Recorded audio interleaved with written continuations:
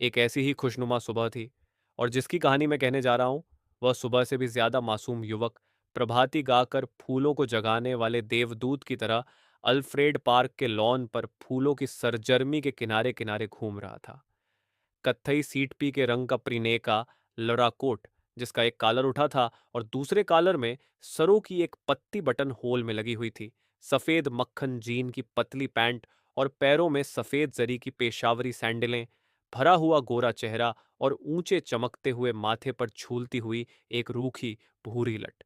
चलते चलते उसने एक रंग बिरंगा गुच्छा इकट्ठा कर लिया था और रह रहकर वह उसे सूंघ लेता था। पूरब के आसमान की गुलाबी पांखुरियां बिखरने लगी थीं और सुनहले पराग की एक बौछार सुबह के ताजे फूलों पर बिछ रही थी। अरे सुबह हो गई, उसने चौंक कर कहा और पास की एक बेंच पर बैठ गया।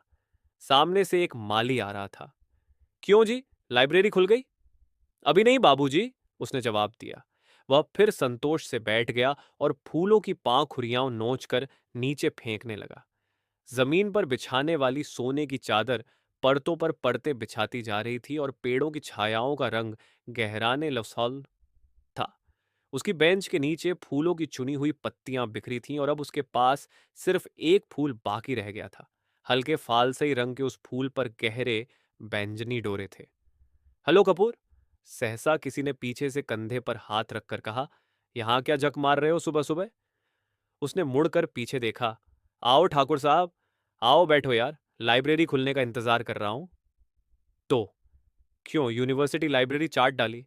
अब इसे तो शरीफ लोगों के लिए छोड़। हाँ हाँ, शरीफ लोगों ही के लिए छोड़ रहा हूं। डॉक्टर शुक्ला की लड़की है ना, वह इसकी मेंबर बनना चाहती थी तो मुझे आना पड़ा। उसी का इंतजार भी कर रहा हूं। डॉक्टर शुक्ला तो पॉलिटिक्स डिपार्टमेंट में है। नहीं, गवर्नमेंट साइकोलॉजिकल ब्यूरो में।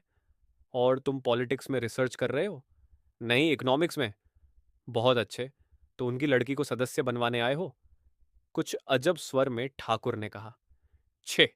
कपूर ने हंसते हुए कुछ अपने को बचाते हुए कहा। यार तुम जानते हो कि मेरा उनसे कितना घरेलू संबंध है। जब से मैं प्रयाग में हूं उन्हीं के सहारे हूं और आजकल तो उन्हीं के यहां पढ़ता लिखता भी हूं। ठाकुर साहब हंस पड़े। अरे भाई, मैं डॉक्टर शुक्ला को जानता नहीं क्या? उनका सा भला आदमी मिलना मुश्किल है। तुम सफाई व्यर्थ में दे रहे हो।